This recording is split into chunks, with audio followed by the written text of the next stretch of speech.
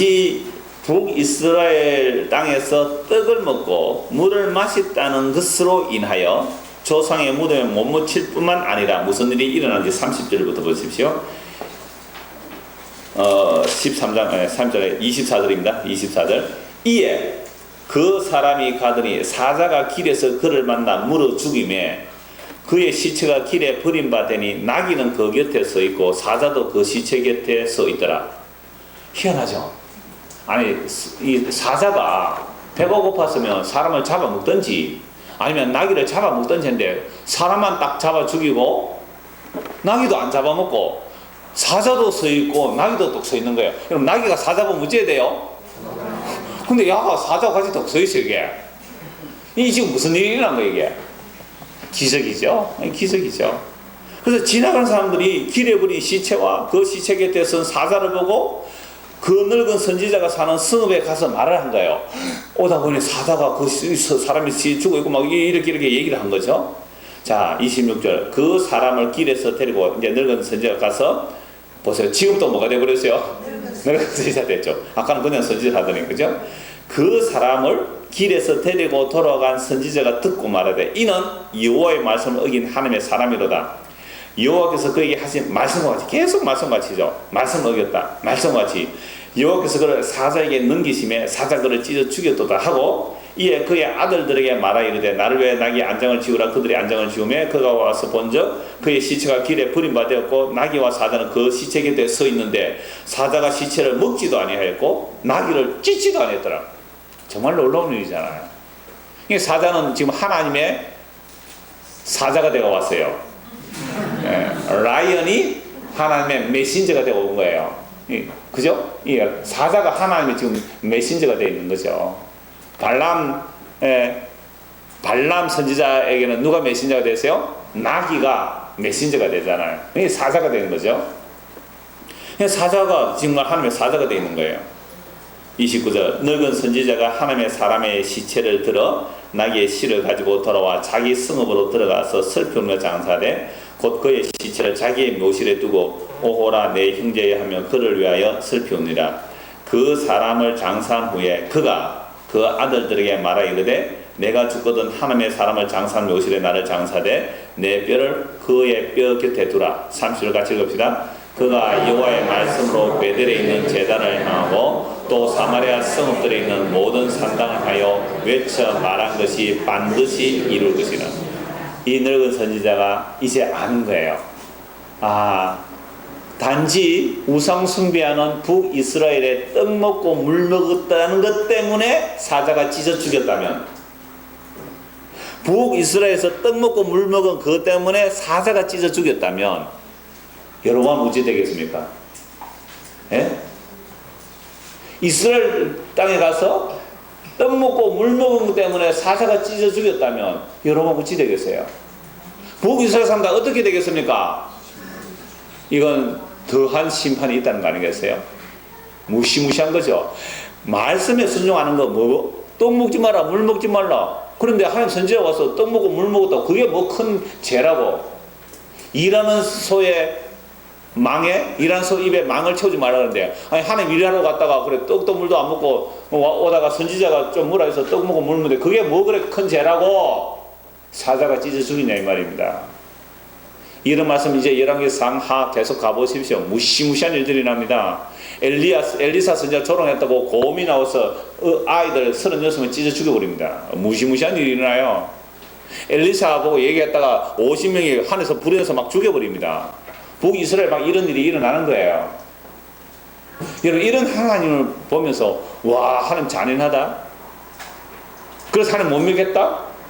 이게 교회 역사 속에서 그게 이단이 나타난 거예요. 구약의 하나님 엉터리 하나님이라고. 자, 하나님의 선지자 하나님 말씀 그거 거역했다고 사자에게 찢어 죽어졌는데 이 소문을 여로보암이 들었을까요? 못 들었을까요? 왕인데 이걸 못 들었겠어요? 예? 왕인데 베델에 있는 선지자도 이걸 듣는데 베델에 있는 왕이 이 얘기를 못 들었을까요? 다 정보가 왕에게 수집되는데요. 자 보세요. 33절. 여로보암이 이 일 후에도 팔이 굳었다가 회복되고 제단이 깨어지고 재가 쏟아지고 여호와의 그 사자가 그 선지자가 사자에게 찢어 죽긴 이야기를 왜 못 들었을까요? 이 모든 일을 듣고 나서 일 후에도 그의 악한 길에서 떠나 돌이키지 아니하고 다시 일반 백성을 산당의 제사장으로 삼되 누구든지 자원하면 그 사람을 산당의 제사로 삼았으므로 이 일이 여로보암 집의 죄가 되어 그 집이 땅 위에서 끊어져 멸망하게 되니라. 이 이야기예요. 단지 북이스라엘 가서 떡 먹고 물 먹었는데 사자가 찢어 죽였다면 북이스라엘 사람들 금송아지 한테 경배하는 이들은 어찌 되겠느냐라는 심판의 메시지를 선지자의 죽음을 통해 보여주는 거예요. 그렇다면 여러분, 예수님의 십자가를 바라보고, 예수님의 십자가는 어떤 죽음이에요? 저주받아 죽은, 죄인이 저주받아 죽는 죽음이 그 죽음이에요. 죄의 삭은 사망입니다. 큰 죄 작은 죄가 없어요. 죄로 인하여 저주받아 죽는 죽음이 십자가의 죽음이잖아요. 그럼 그 십자가를 바라보고서 우리는 무슨 생각을 해야 돼요? 하나님의 말씀을 어기면 저렇게 십자가에 못 박혀 죽는구나, 그걸 알아야 되잖아요. 그럼 남쪽 유다 선지자가 와서 하나님의 말씀을 그대로 가져가 돌아가다가 단지 떡 먹고 물 먹었다는, 이스라엘 땅에서 떡 먹고 물 먹은 그것 때문에 사자에게 찢겨 죽었다는 그 남쪽 유다 선지자의 그 죽음을 바라보고 북이스라엘 백성들이 뭘 해야 돼요? 옷을 찢고 가슴을 찢고 통곡하고 회개해야 돼요. 하나님 말씀 조그마한 거 그거 어겼다고 저렇게 사자가 찢겨 죽는다면 금송아지를 섬기는 우리들은 정말 지금 진멸을 당해도 마땅하구나 하고 회개해야 되는 거예요. 근데 이 일을 다 듣고도 여로보암이 뭐예요? 돌이키지 않는 거예요. 이게 심판의 모습이다 이 말입니다. 그러니까 예수님의 십자가에 죽으시면요, 죄인이 그렇게 죽어야 되는 거예요. 죄인이 그렇게 죽어야 된다는 것은 내가 그 십자가에 그렇게 못 박혀져야 된다는 겁니다. 근데 예수님 십자가에 죽음 보면서 흑흑 조금 눈물 좀 이렇게 바르고 얼마나 아프셨을까, 뭐 내 죄를 위해서 돌아가셨고, 그건 전부 비상적인 거예요. 비상적인 거예요. 그래서 예수님께서 여자들 보고 날 위해서 울지 말고 너와 네 자식들 좀 울어라, 그 얘기했잖아요. 날 위해 울지 말고. 그래서 예수님의 십자가의 그 죽음을 바라보고 나는 저 십자가에 저주받아 죽는 죽음이 바로 나의 죽음입니다. 나의 죽음입니다. 이걸 여로보암이 알았더라면 다 부숴야 되잖아요. 다 부숴야 되잖아요. 근데 보고도 일 후에도 떠나, 그 악한 길에서 떠나 돌이키지 아니하는 모습. 그럼 오늘 십자가는요, 그 십자가를 바라보면서 그 남쪽 유다의 선지자가 물론 그 자기 한 말씀을 거기에서 자기 죄 때문에 죽잖아요. 근데 예수님은 자기 죄 때문에 죽은 게 아니거든요. 죄를 알지도 못하는 분에게 죄를 정하셔서, 죄가 되게 하셔서 우리의 죄를 그에게 뒤집어 씌워서 예수님을 죽였다면 그 예수의 죽음의 십자가에 내가 함께 십자가에 못 박히지 않았다면 이건 엉터리라는 거예요. 그게 엉터리예요. 제가 오늘 결론 부분의 내용이 아까 이런 찬송한 내용인데 갈라디아 2장 20절 결론 부분이 있고요. 내가 그리스도와 함께 나를 찬송도 다시 한번 합시다. 자, 그래서 하나님의 말씀대로 되는데 이 늙은 선지자가 그 선지자의 죽음을 보고 무덤에 묻어라, 그리고 무덤에 기념비를 하나 세워놓는 거예요. 하나님의 선지자가 이렇게 했다고. 그리고 자기도 그 무덤에, 그러니까 자기 무덤이죠. 자기 무덤에 그 선지자를, 아리마다 요셉 생각이 나죠. 자기 무덤에 예수님을 묻듯이 이 늙은 선지자가 남쪽 유다 선지자, 사진 찍혀준 그 선지자를 자기 무덤에 묻잖아요. 그리고 기념비를 세워놓고 내가 죽으면 내 뼈도 저 선지자에게 함께 묻어라. 그 뼈를 묻으란 말은 유대인들은요, 그 동굴 안에 파서 옆에 큰 바위를 위에 올려놓고 시체를 그냥 그 배로 사서 올려둡니다. 그러면 자연적으로 썩어서 다 흘러내려버려요. 살은 다 썩어 흘러내리면 뼈만 가지고 옆에 통에다가 놓아두는 거예요. 그래서 조상들에게, 유대인들의 무덤은 그런 거예요. 이렇게 동굴이 이렇게 있으면 이 안에 돌로 된 침대가 하나 있는 거죠. 돌로 된 침대가 하나 있고 여기는 큰 구덩이를 해놓은 겁니다. 그럼 시체를 이렇게 붕대에 사서 이렇게 하면 다 썩을 거 아니에요. 한 1년쯤 지나면 완전 다 썩잖아요. 그럼 이 해골들을 어디에요? 이 통에 넣는 거죠. 그러면 여기 어떻게 살겠어요? 고조 할아버지, 정조 할아버지, 할아버지, 아버지, 손자, 이렇게 뼈가 이렇게 자꾸 쌓이는 거예요. 그래서 이 선지자, 남쪽에서 유다 선지자, 자기 조상의 무덤에 못 묻혔으니까 이 늙은 선지자 무덤에 묻히고 이 뼈를 먼저 갖다 두는 거예요. 그러니까 나도 죽으면 어떻게 해라? 여기에서 뼈를 같이 이게 뼈 그래서 조상에게로 돌아갔다는 이런 개념이에요. 그 이스라엘의 무덤의 개념이. 그래서 돌아가라 했단 말이죠. 그런데 세월이 300년이 지납니다. 무려 300년. 그러니까 남쪽 유다에서 온 선지자가 베델의 그 제단 위에서 산당 제사장들이 거기에서 죽임을 당할 것이고 그 뼈가 불살라지리라는 이것이 무려 300년 뒤에 일어나는데요. 열왕기하 한번 보십시오. 열왕기하 23장입니다. 여호와의 말씀이 얼마나 완벽하게 이루어지는지. 열왕기하 23장 15절. 또한 이스라엘에게 범죄하게 한 느바스의 아들 여로보암이 베델에 세운 제단과 산당을 왕이 헐고, 이 요시아가 어마어마한 종교개혁을 하죠. 모든 산당들을 다 부숴버립니다. 다른 왕들 산당 못 부쉈는데요, 이 요시아는 산당까지 다 부숴버립니다. 그러니까 지금 남쪽 유다 왕이 예언한 이후 약 300년이 지났을 때 요시아가 남쪽 유다 왕이 돼서 북쪽에 있는 베델에 가서 그 제단도 다 부숴버린 거예요. 15절. 또한 이스라엘에게 범죄하게 한 느바스의 아들 여로보암이 베델에 세운 제단과 산당을 왕이 헐고 또 그 산당을 불사르고 빻아서 가루를 만들며 또 아세라 목상을 불살랐더라. 요시아가 몸을 돌이켜 산에 있는 무덤들을 보고 보내어 그 무덤에서 뭘요? 해골을 가져다가, 그러니까 뼈를 얼마든지 가져올 수 있죠. 흙에 묻는 게 아니니까, 그죠? 무덤에 가서 이 뼈를 가져올 수 있는 거죠. 해골을 가져다가 제단 위에서 불살라 그 제단을 더럽게 하니라. 이 일을 하나님의 사람이 전하였더니, 이름도 없는 하나님의 사람, 남쪽 유다 선지자, 그 선지자 전하였고, 이걸 북이스라엘의 그 늙은 선지자 이 말씀했잖아요. 이 말씀대로 반드시 되리라 라고 했는데 300년이 지났어요. 그랬는데 그 말씀 그대로 그 베델의 제단 위에 뼈를 가져다가 불태워서 그 제단을 더럽게 하는 일이 일어납니다. 사람 전하였더니 그 전한 뭐대로 되었더라? 여호와의 말씀대로 되었더라. 오늘 우리가 말씀을 보는 게 이런 거예요. 하나님이 말씀하시고 그 말씀을 하나님이 이루시나 300년 지났으나 1000년이 지났으나 지구가 끝이 나거나 하나님의 말씀대로 이루어지거나 모든 만물이 말씀으로부터 맞고 말씀으로 유지되고 말씀의 결론이 되거나, 그래서 우리가 말씀 보는 거예요. 근데 이 말씀을 보면서 나를 위한 말씀이 아니에요. 그죠? 나를 위한 말씀은 그게 여로보암의 죄거든요. 하나님은 자기 약속을 자기 아들의 그 영혼에서 이렇게 이루어내시고나를 보게 하시는 거예요. 죄를 뭔지를 알게 하시고. 여호와의 말씀대로 되었더라. 놀랍죠? 자, 17절. 요시아가 이르되 내게 보이는 저것은 무슨 비석이냐? 그러니까 무덤에 뼈를 가져오는데 어떤 무덤 앞에 보는 건 뭐가 있어요? 비석이 세워져 있어요. 하니 성읍 사람들이 그에게 말하되 왕께서 베델의 제단에 대하여 행하신 이 일을 전하러 유다에서 왔던 하나님의 사람의 묘실입니다. 300년 지났는데 그 비석에 메모를 해놨겠죠. 그러니까 이 사람은 300년 전의 사건을 왕이시여, 지금 왕이 제단에 뼈를 불태워서 그 제단을 더럽게 한 것은 이 요시아 왕이 알고 있어요? 모르고 있어요? 왕은 모르고 있어요.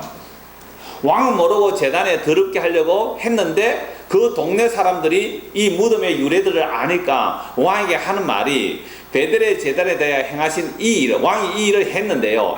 당신이 이 일을 한 것은 당신이 뭐 잘나고 똑똑해서 종교개혁을 잘해서 이런 일이 일어난 게 아니라 하나님이 300년 전에 하신 그 말씀을 이루기 위해서 당신을 사용하신 거예요. 자기도 모르게 일이 일어난 거예요. 이게 여호와의 말씀대로 되었더라. 무시무시하죠. 그러니까 오늘 저와 여러분이 만약입니다. 만약에 혹시나 천국에 간다면, 예? 만약에 혹시나 천국에 간다. 이러면 밑에 사람들은 여러분들은 구원의 확신이 없으나 이러겠죠. 만약에 혹시나 천국 간다면 무슨 말 할까요? 참 하나님의 말씀대로 되어 이거 왜 할 말이 없는 거예요? 하나님의 말씀대로. 그럼 하나님의 말씀을 이루러 누가 오셨어요? 예수님이 오셨잖아요. 그래서 예수님 십자가 지셨잖아요. 그 십자가 지고 자기 백성의 그 거역한 죄를 몽땅 짊어지시고 죽었어요. 여러분들 예수 믿는 사람하고만 밥 모여? 예수 안 믿는 사람도 밥 모여? 어제는 무슨 날입니까? 현충일 날하고 상남자는 좀 조용합디다마는.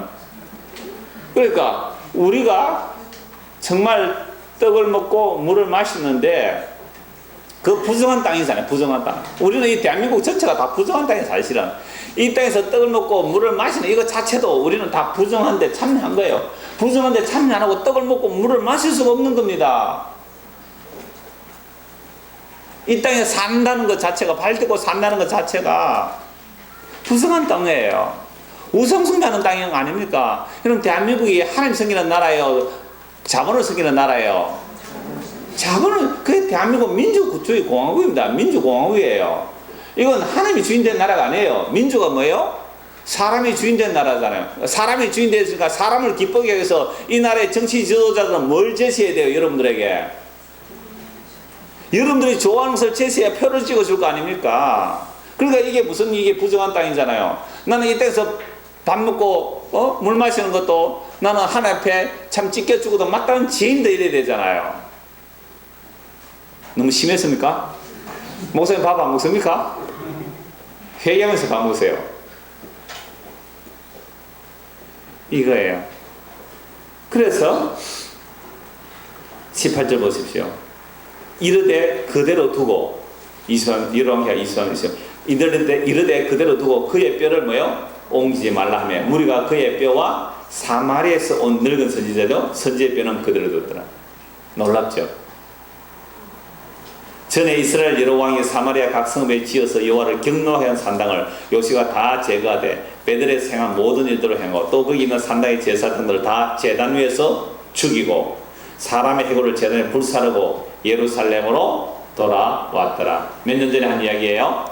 300년 전에 했더니 문자 하나 틀림없이 그대로 이루어지는 이 하나님의 말씀. 그래서 우리가 말씀을 본다면 하나님 말씀하시면 하나님이 이루어내시구나.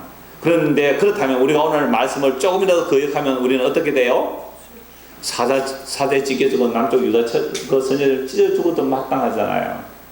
그래서 그 선지자의 죽음 앞에서 여로보암이 회개한 게 아니라 어떻게 해요? 여전히 그대로 가더라.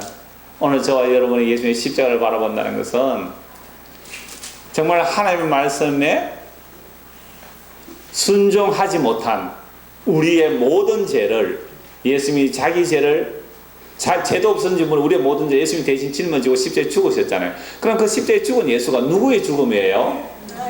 나의 죽음입니다. 사람들은 이렇게 생각해요. 내가 죽을 것을 예수님 대신 죽었으니까 야, 나 안 죽어도 되네, 행복하다, 좋다, 이러는 게 아니란 말이에요. 에베소 1장 2장을 보면 하나님의 강력한 능력이 예수의 십자가에 죽으심과 부활이에요.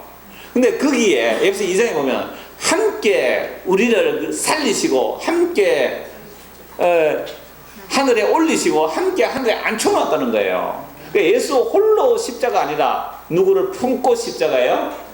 나를 품고. 그럼 우리가 십자가를 얘기할 때마다 내가 그리스도와 함께 십자가에 못 박혀 죽었구나, 이걸 알고 믿게 하세요. 그래서 우리가 육체 가운데 사는 것은 나를 사랑하사 자기 몸을 하나님의 아들을 믿는 믿음으로 사는. 그 예수 믿고 산다는 건 뭐예요? 나는 어떤 사람이다? 십자가에 예수와 함께 못 박혀 죽었구나. 근데 죽은 게 와 그래 말이 많아요. 죽은 게 와 그래 신경질이 펄펄 살아나요. 덜 죽어서 그러죠. 근데 하나님께서 이미 역사 묵시 속에서 십자가로 완료했기 때문에 반드시 이 역사 속에서 나를 뭐 하신다 그랬어요? 죽이고야 마십니다. 근데 우리는 하나님 앞에 나와서 살려주세요 살려주세요 그랬죠. 예? 근데 주님께서 우리 뭐라고요? 죽어라 죽어라, 죽는 게 사는 기대. 어른들도 그랬잖아요. 우리 성경도 모르고 어른들도 야, 죽는 게 사는 기다, 지는 게 이깁니다 그랬잖아요. 일반은 저기에 그건 정말 그리스도와 함께 그냥 혼자 죽는다 안 돼. 내가 스스로 날 죽이면 안 돼요. 내가 날 죽이면 또 지가 나는 죽은데 니는 왜 안 죽어 이래 나오거든요. 그래서 그리스도와 함께 죽어야만 뭐가 나와요? 그리스도와 함께 죽어야만 믿음이 나와요. 그리스도와 함께 안 죽고 지가 막 자기를 부인해가지고 막 내 먹을 거 안 먹고 입을 까니고 나 물도 안 먹고 막 떡도 안 먹고 막 금식하고 막 이런 사람들 있잖아요. 예? 그 지가 자기를 죽인 거예요. 그런 사람은 절대로 믿음이 나올 수가 없어요. 그리스도와 함께 죽은 자만의 믿음이 나오는데 그 믿음의 내용이 뭐예요? 나는 이제 나의 어떤 행위를 믿지 못하고 나는 예수님만 믿고 삽니다. 이 은혜가 저와 여러분의 임하기를 소원합니다. 네. 하나님 아버지, 여호와의 말씀대로 300년 뒤에 그대로 이루어지는 내용을 보았습니다. 우리가 성경을 날마다 봅니다. 이 말씀에 정말 죄가 조금이라도 있다면 그건 죽임자에 마땅한데도 여로보암이 자기를 위한 하나님을 섬겼기 때문에 회개하고 돌이킬 수가 없었습니다. 오늘 우리가 예수님을 믿는다고 하지만, 하나님을 믿는다고 하지만 그 하나님과 예수님이 나를 위한 하나님과 예수님 되면 우리는 돌이킬 수가 없습니다. 주여 우리를 불쌍히 여기시고 눈을 열어주시고 길을 열어주셔서 십자가에 못 박힌 그 예수님 속에 내가 있다는 사실을 알고 믿을 수 있도록 은혜를 베풀어 주시며 그러한 백성들에게 항상 어떻게 다루어 가심을 말씀을 통하여 알므로 흔들리지 않고 믿음의 길로 걸어가는 우리 모두가 되도록 은혜를 베풀어 주옵소서. 예수 그리스도를 받들어 기도드리옵나이다. 아멘.